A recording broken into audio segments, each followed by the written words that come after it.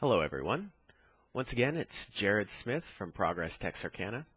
Tonight, I would like to talk about the Vote No campaign's taxation and revenue issues that they've made public on their press release. Discuss how Progress Texarkana came up with our numbers, and more importantly, how much revenue and additional taxation we can hope to see in the years to come if this measure passes. The taxation and revenue point of Vote No's contention reads like this. In a recent publication, Progress Texarkana projects that $19,500,000 in revenue from the sale of beer and wine. They say this will produce $454,000 in sales tax revenue. The Texas State Comptroller says the city tax rate for beer and wine is 1.5%. If you multiply their projected sales times 1.5%, you get $293,000. This is a difference of $161,000. How do they account for the difference?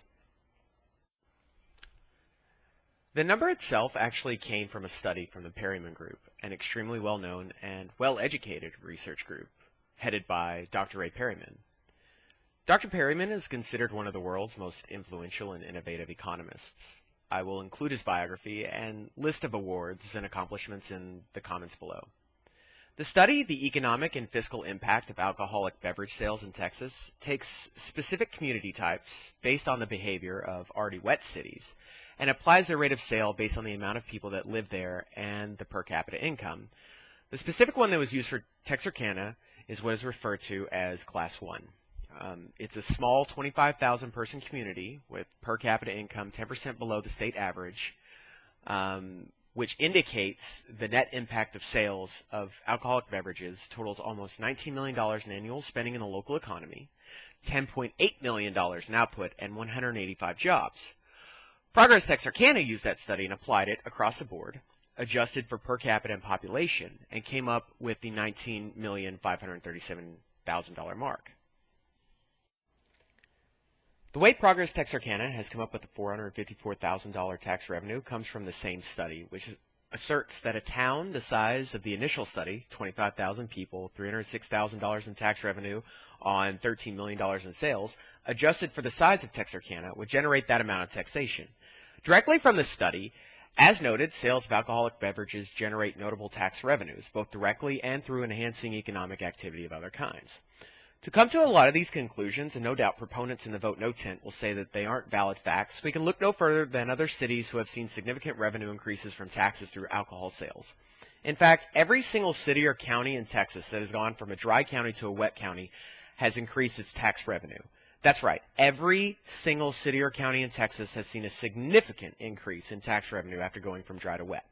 The Vote No campaign cannot find a single city that hasn't experienced a significant increase in both retail sales and tax revenue after alcohol sales measures have passed and gone into effect. The next point that the Vote No campaign makes is in a TV ad that boasts $454,000 in lost sales tax revenue, Mr. McGarry claims that people buy groceries and beer in Arkansas, and for every dollar the grocery stores lose in beer and wine sales, they lose an additional $3 in grocery sales. He seems to imply that the alcohol and grocery sale tax would come to Texas. The problem with this line of thinking is that Texas doesn't charge tax on groceries. So either he and our city council are planning on taxing groceries, or he has made a mistake. We'd like an explanation.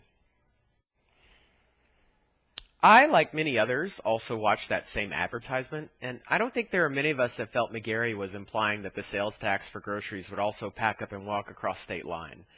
If Vote No actually knew about the process of grocery taxation in Texas, they would realize that local governments do not possess the power to tax food, with the exception of sit-down venues like restaurants and movie theaters. This comes from a regulatory agency and the legislature, both at the state level. Consider for a moment that patrons of Walmart do not just go there to purchase food. The same can be said for both Sam's Club and Super One Foods, along with Albertsons. On other items, such as kitchenwares, household items, or beauty and health products, the same local tax, 1.5%, county tax, 0.5%, along with Texas's sales tax, which is 6.25%, still applies. Those who shop in the Arkansas side Walmart or other grocery stores there will no doubt purchase their products in the same place as they do their alcohol. Even without any of that mattering, the real point here is that McGarry wasn't implying that the $3 in grocery sales were going towards the tax revenue that the city of Texarkana, Texas will receive. The sales tax that the Texas side would receive as a result of customers being able to purchase alcohol along with their tax-free groceries and taxable other products would stay in Texas as opposed to going to Arkansas. both the taxes and the retail revenue. The Vote No campaign in this case is doing precisely what they did previously, using misinformation and a lack of overall comprehension in order to promote a point that isn't even really under discussion or consideration. Moving on to their next issue, they state simply, we want to know whether Councilman McGarry in the city of Texarkana, Texas, is ready to pay for more officers, police cars, and other costs related to alcohol-related enforcement. The answer to this is no, but not because the city wouldn't be prepared to pay for it, but because it wouldn't be necessary. Texarkana, Texas residents already currently pay for the consumption, since the availability of alcohol already exists on the Arkansas side, less than 5 minutes from Richmond Road. Under the logic suggested by the Vote No campaign, as a result of there being no alcohol currently available on the Texas side, Texas residents should never get arrested for DWIs or alcohol-related incidents, and that officers never pull people over suspected of drunk driving. However, since we all know that this isn't true, it's safe to say that DWIs already happen to residents of Texarkana, Texas, and its outlying areas, especially those that are making treks to and from clubs, bars, and nightly hangouts from the Arkansas side. Texarkana, Texas already employs an adequate amount of police officers to deal with those who choose to drink and drive, and Texas side residents already pick up the tab for this. They are implying that it will increase DWIs because of proximity and availability, then they are factually wrong. In a study conducted by the Criminology Department at the University of Memphis, it states that distance is significantly and negatively related to the rate of alcohol-related injury crashes. Please also note that the police chief, mayor, city manager, and council members of Texarkana, Texas have not stated that they would need to employ additional police officers and that there is no indication nor evidence that this would happen. This is nothing more than an assumption brought up by the Vote No campaign. And the Vote No campaign on, once again, Lubbock, Texas. The first year the city of Lubbock, Texas went wet, their police department conducted 1,000 hours on DWI-specific patrols. Chief Harrison said if Texas goes wet, we can expect more officers' time will be spent on alcohol-related offenses. His department is required to spend a tremendous number of extra hours of police time and resources. Police Chief Harrison says in the Texarkana area it costs $75,000 to hire, train, and field one new officer for the first year. 4 to 6 additional officers would consume all sales tax revenue. The very same Lubbock Online article that they use to cite the 1,000 hours on DWI-specific patrols also has quite an interesting tidbit of information. In 2009, Lubbock, Texas opted to turn its city from dry to wet, where the purchase of alcohol would be allowed within the city limits. This is directly from the article. In total, officers made 616 DWI arrests last year compared to 585 in 2009, records show.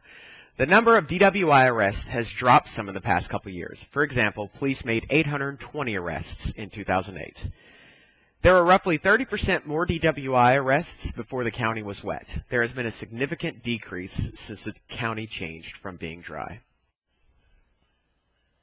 Also, I think it's fair to note that the $75,000 number Harrison uses and then attributes to the people of Texarkana is false by his own standards and practices in his department. In 2009, the Texarkana, Arkansas Police Department received federal and state grants totaling almost $100,000 for a program called DWI Traffic Enforcement. The city of Texarkana, Arkansas contributed an additional $47,000. So to assert that the citizens of Texarkana, Arkansas pick up the entire tab of one new police officer is false. Please also note that once again, the city of Texarkana, Texas already pays for those who opt to consume alcohol and then drive their vehicles from the Arkansas side back to their Texas homes. Interestingly enough, Chief Harrison doesn't even bother reading statistics for the wet-dry discussion of his own state. In a research study conducted by Professor David Hanson, Ph.D., he found that a study of all counties in Arkansas has reported dry counties to have a higher alcohol-related fatalities than wet counties throughout the state. Wet and dry counties are often adjacent, which means that alcohol beverage sales outlets are often located immediately across county or even state lines. Once again, the Vote No campaign brings up the study by John Green. I actually have been known to admit when I'm wrong, so I'll go ahead and say this here for those that listened to my previous video. I actually was able to locate John Green, Ph.D. I know. I couldn't believe it either. Well, if you want a quintessential authority on what kind of resort, timeshare, or new house you want to buy, John Green is the person to talk to. That's right. The beloved Ph.D. that wrote this study, and I use that very conservatively, is now a realtor. I went through and actually checked his credentials, and here's what I found.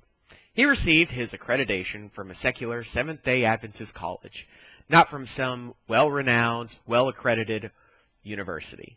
His study is based on no evidence, no empirical data, and was written over 13 years ago. He makes assumptions that are not, at all, based in fact, nor on any procedural method like the Perryman Group. Hopefully, the Vote No campaign will realize that they're doing nothing but spreading lies and misinformation, and stop quoting this person altogether. Because if they actually used facts, they'd know they don't have a real leg to stand on. And finally, from the Vote Knowers, a can of Bud Select beer cost about 67 cents. $19 million in sales is over 29 million cans of beer to be sold in our city. Does anyone really believe that this isn't going to cause all kinds of problems? I'm just going to assume that not everyone drinks Bud Select. In fact, I can't think of one person off the top of my head that drinks Bud Select. Is it going to cause problems? Well, let's look at the application of it. As of 2008, there were only 35 counties in all of Texas that were dry. That number will continue, naturally, to decline over time. Most of them are rural areas with less than 10,000 people. So unless the Vote No campaign is asserting that there's an epidemic of DWI across a majority of states, there's not. It's been proven that it drops when a county goes from dry to wet. An epidemic of high school dropouts because of alcohol, there isn't. We disproved that too. And an epidemic of cities going bankrupt for having to fund police departments to employ more officers to deal with the ridiculous alcohol problem. There isn't. It's also been disproved. Then really, they have no points of contention, no avenues of debate, and zero evidence to back up their claims. Again, this is Jared Smith with Progress Texarkana, and please vote yes on May 14th.